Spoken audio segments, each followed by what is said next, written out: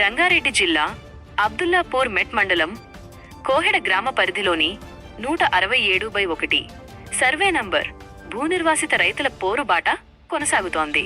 తమ సమస్యలు పరిష్కరించాలని డిమాండ్ చేస్తూ బుడ్డా ఆగమయ్య తదితర రైతులు చేపట్టిన ఆందోళన నేడు 2వ రోజుకు చేరుకుంది. మండిపోతున్న ఎండలను సైతం లెక్క చేయకుండా తమ భూములను కాపాడుకునేందుకు రైతులు నిరసన దీక్షను కొనసాగిస్తున్నారు. ప్రభుత్వం తమకు సరైన నష్టపరిహారం చెల్లించకుండా భూములను తీసుకునే ప్రసక్తే లేదని రైతులు తెగేసి చెబుతున్నారు. ముఖ్యంగా భూమి కోల్పోతున్న ప్రతి నిర్వాసితుడికి ఎకరానికి 500 గజాల చొప్పున ప్లాట్లను నష్టపరిహారంగా ఇవ్వాలని వారు ప్రభుత్వాన్ని డిమాండ్ చేస్తున్నారు. ఈ నిరసన కార్యక్రమానికి రాజకీయ నేతలు మరియు స్థానిక నాయకులు తమ మద్దతును ప్రకటించారు. మాజీ కౌన్సిలర్లు బాలరాజ్, ధనరాజ్తో పాటు భారతీయ జనతా పార్టీ నాయకులు కె. భిక్షపతి, కందాల బలదేవరెడ్డి ఈ కార్యక్రమంలో పాల్గొని రైతులకు సంఘీభావం తెలిపారు. రైతులు బుడ్డాబాబు, అంగత్ కుమార్లతో పాటు భారీ సంఖ్యలో తరలివచ్చిన అన్నదాతలు తమకు న్యాయం జరిగే వరకు పోరాటం ఆపేది లేదని స్పష్టం చేస్తున్నారు.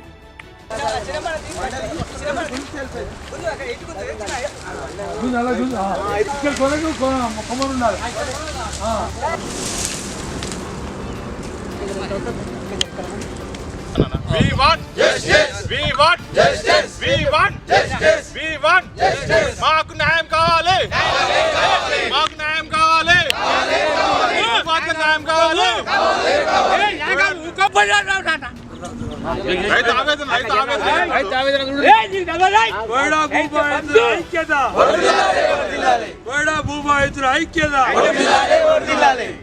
కోయడాగుట్ట భూబాధితులకు నష్టపరిహారం వెంటనే, కోయడాగుట్ట భూబాధితులకు నష్టపరిహారం వెంటనే, ప్రతి ఎకరాకు 500 గజాల చొప్పున నష్టపరిహారం వెంటనే ప్రతి ఎకరాకు 500 గజాల భూమిని వెంటనే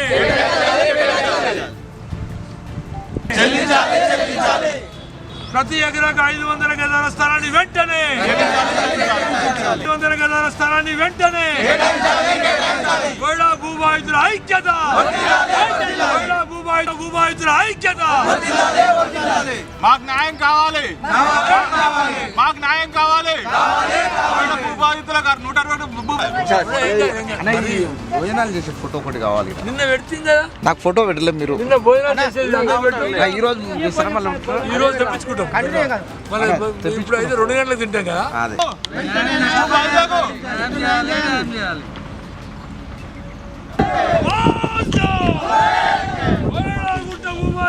ఐక్యత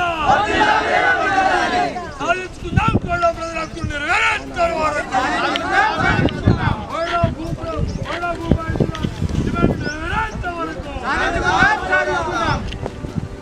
ఐక్యత, కోయడా భూబాధితుల ఐక్యత. బాధితులకు న్యాయం వెంటనే. అధికారుల జులుం, అధికారుల జులుం.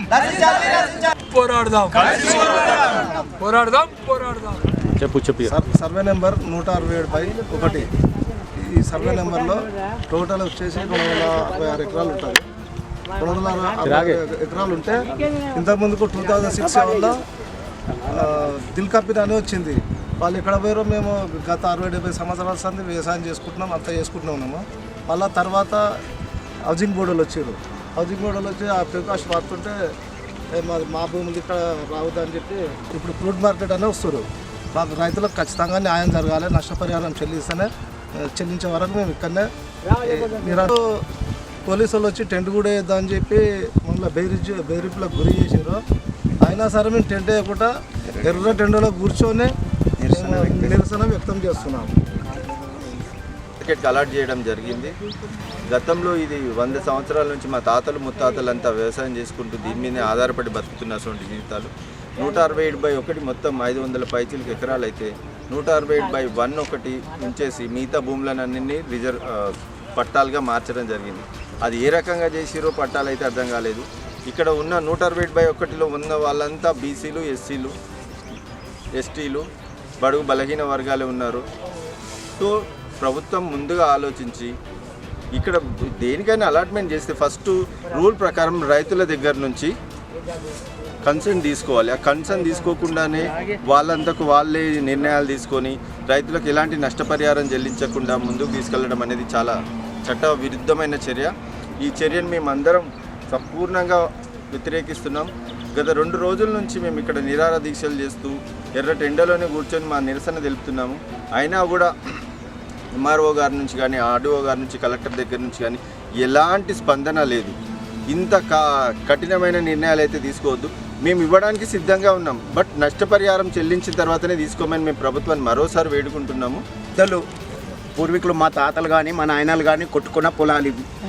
మాకు కుటుంబాలకేమో గొర్రెలు ఉండే, లేని వాళ్ళకు వ్యవసాయ పంటలు చెట్టు సీమ కొట్టుకొని రాయి రప్ప తీసి సాగు చేసుకునేది. ఇప్పుడు మా పెద్దలు పోయిర్రు, మా నాయనలు పోయిర్రు, మాకేం గత్యంతరం లేదు. ఇన్ని ఎమ్మెల్యేలు వచ్చిర్రు, అందరు ఎమ్మెల్యేలు మారిర్రు. ప్రతి ఎలక్షన్లా చెప్తారు మీకు ఇండ్లు ఇస్తాం, ప్లాట్లు ఇస్తామంటారు, కానీ ఉన్న జాగాలు గుంజుకొని పోతున్నారు. మేమేమంటున్నాం, ఇస్తాము కానీ మాకు నష్టపరిహారం ఇవ్వాలి. మాకు నష్టపరిహారం ఇచ్చి తీసుకోరు, కాదంటలేము.